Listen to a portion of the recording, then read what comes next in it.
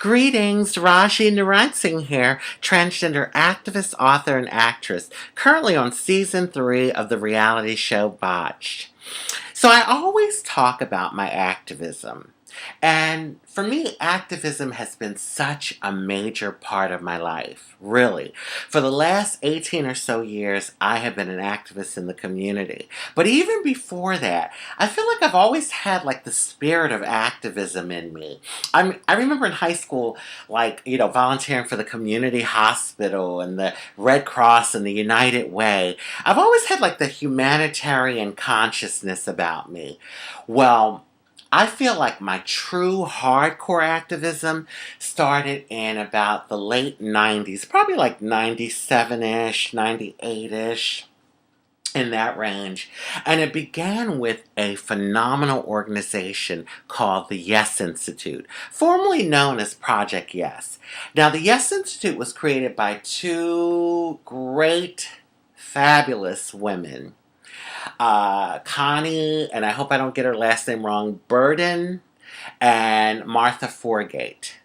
And let me tell you, it started as a project to meet with community leaders and educators to figure out a way that they could make things safer for gay and lesbian youth and have it that gay and lesbian youth wouldn't want to hurt themselves or even kill themselves. That project then turned into this fabulous organization called the Yes Institute. And for me, I believe that Yes was the trailblazer for transgender education, the education to the community about transgenderism and transgender equality. I mean, it started, with the focus of gay and lesbian, but it truly did morph into or manifest into really dealing with transgender rights. And that's where I come in.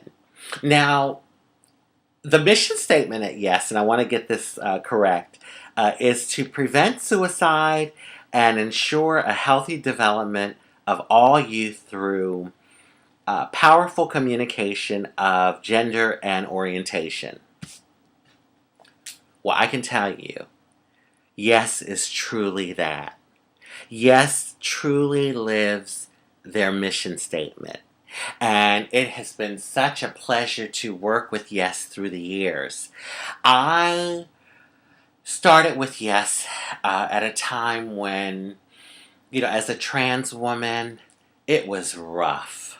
Now, I would say in the last few years, we're starting to see some great strides with transgender equality, but it took a long time to even get to where we are now, and we still have a very, very long way to go. But yeah, it was hard, and I was going through a lot of different things at that time, just trying to deal with society and the judgment and family and just maneuvering in society as a transgender person that oftentimes was really looked at and ostracized as non-human. Like, oftentimes we were treated like we weren't even human. And so there was a lot of things going on with me. And when you're upset about something, you can either sit down and complain about it and get depressed about it and sulk and just be miserable, or you can stand up and do something about it. And Yes enabled me to stand up and do something about it. I was empowered through being able to advocate through the Yes Institute. Basically, what we would do is we would go to different venues and do what we call gender workshops, where about the first 15, 20 minutes, there's a film strip on gender. Now, believe it or not, gender plays a very important role in society. No matter what society you are from in this world, every society has their quote-unquote gender rules. The way that a male should act in that society, the way that a female should act in that society, the role of a male in that particular society, the role of a female in that particular society. And gender really has an effect on how one maneuvers through life. And so the gender film strip really would help to, like, I guess, break down all the stereotypes about gender and really explain gender not only in a scientific way, you know, with the whole X and Y and XX and the chromosome stuff, that really, when it comes to trans people, it can be connected to biological, but also the social views of gender. And so after the film strip, they usually have a guest speaker, and usually the guest speaker is someone that's gender variant, transgender, you know, to really like bring to life the reality of a person like myself. Because you can study something all day from a book and look at film strips, but when you see a live, living and breathing person in front of you with a life and they're sharing their life experience, I have seen through the years of speaking with the Yes Institute that so many bridges have been formed. I mean, there's groups that I walked into where it was like, oh my God, the room was like cold as ice. And then after the film strip and after I got up and I shared my story and opened the floor for Q&A, I mean, when the presentation was over, the bridges of understanding that were created. And even if people didn't completely agree, there was some sort of human respect that was formed from those presentations.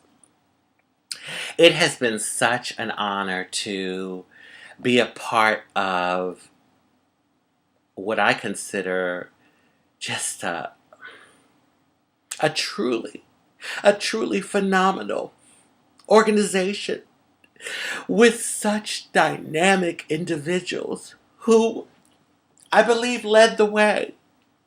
Led the way when someone like me did not have a voice.